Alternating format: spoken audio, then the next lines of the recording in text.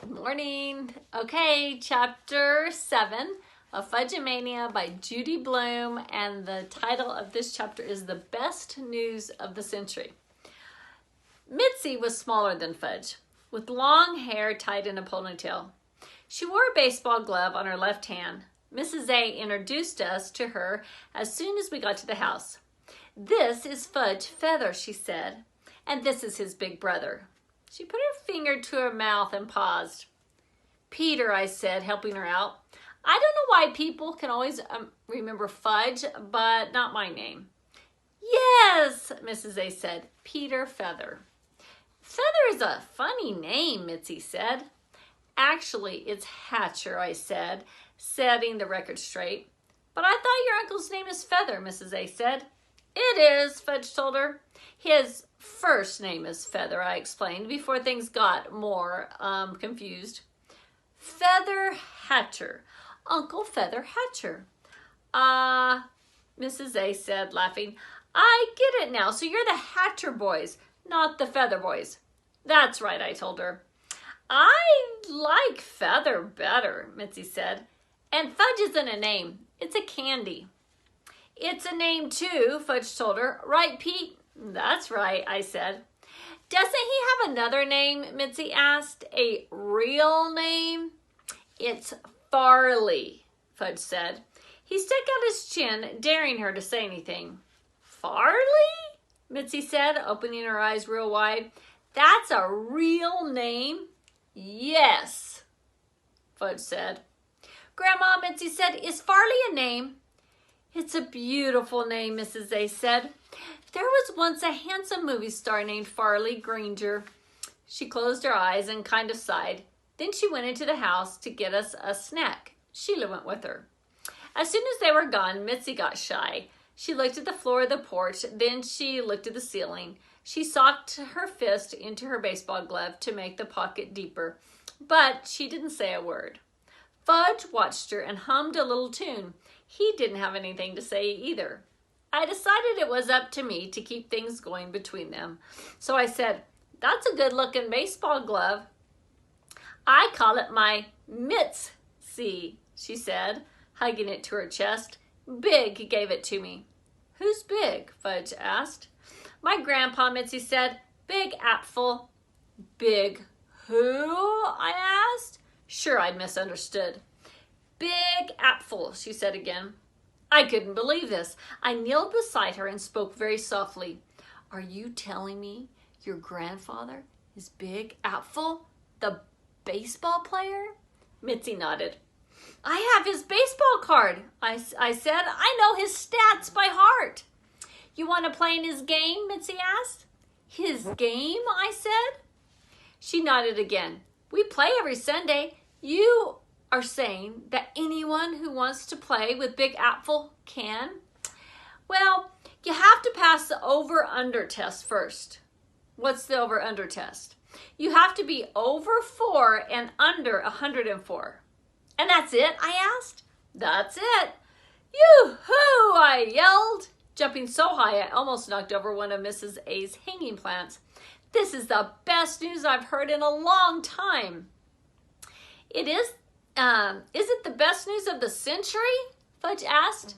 "It could be," I told him, and I yay-hooed again. In a minute, all three of us were jumping up and down and yay-hooing all over the porch. That's when the perfect babysitter appeared, holding a pitcher of juice. "I'm gone for 5 minutes, she says. 5 minutes, and look at you, carrying on like a bunch of monkeys." "But honey," Fudge said, "it's the best news of the century." "What's the best news of the century?" Sheila asked. "Who knows?" Fudge said. "I don't even know what a century is." Silly Fudge. I ran all the way home. As soon as I got there, I called Jimmy Fargo. I'm not supposed to make long-distance calls without permission, but this was definitely a special occasion. I was still trying to catch my breath when Jimmy answered. "Are you sitting or standing?" I asked. "Standing." "Well, sit down." "Okay," he said, "I'm sitting." "Where?" I asked. "What's the difference?" "I want to imagine how you look when I tell you the news." Okay, I'm sitting on the floor in the kitchen, and my back is against the refrigerator. Okay, I got the picture. So what's the story, Jimmy asked. You're never going to believe who's our neighbor up here. I paused for a second and took a deep breath. Then I dropped the news. Big Apple. Jimmy didn't say anything. You fainted, right? I said. No. But you're speechless? No. You don't believe me. I believe you, Jimmy said, but I don't get it. Did you say Big Apple is your neighbor or what? No, I said Big Apple, Boston Red Sox, the greatest center fielder of all time. Ty Cobbs was the greatest center fielder of all time, or maybe Willie Mays.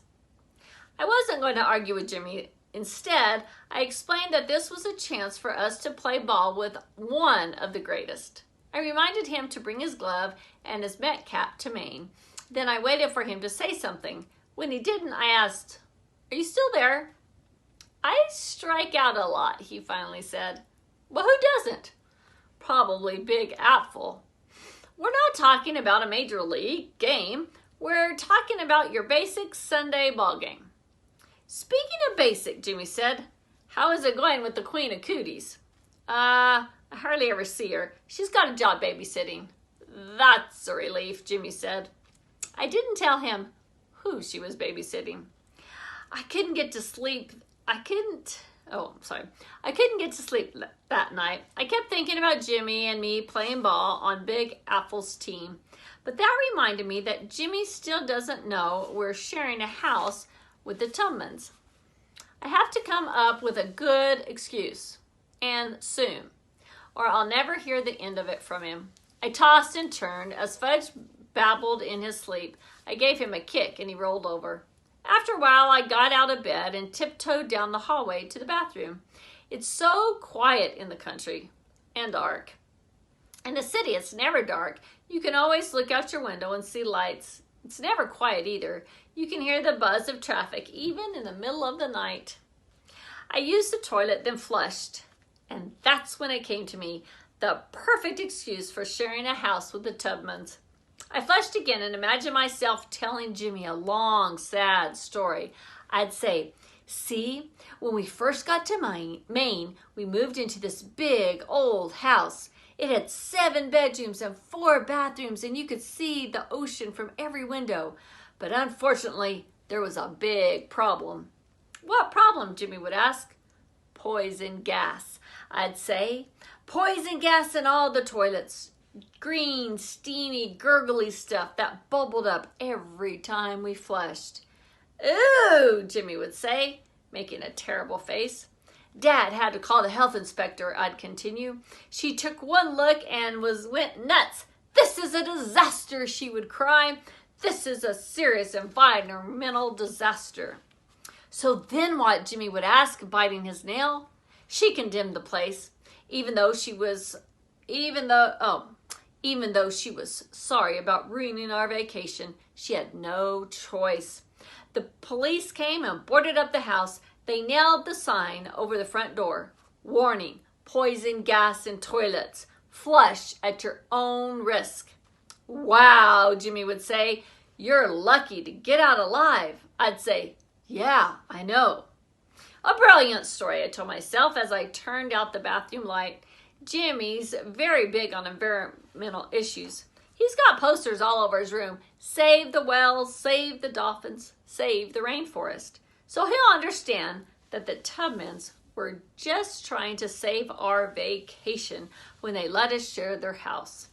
I went back to my room and got into bed. This time, I had no trouble falling asleep. Okay, class, I hope you enjoyed the best news of the century. See you next time. Bye-bye.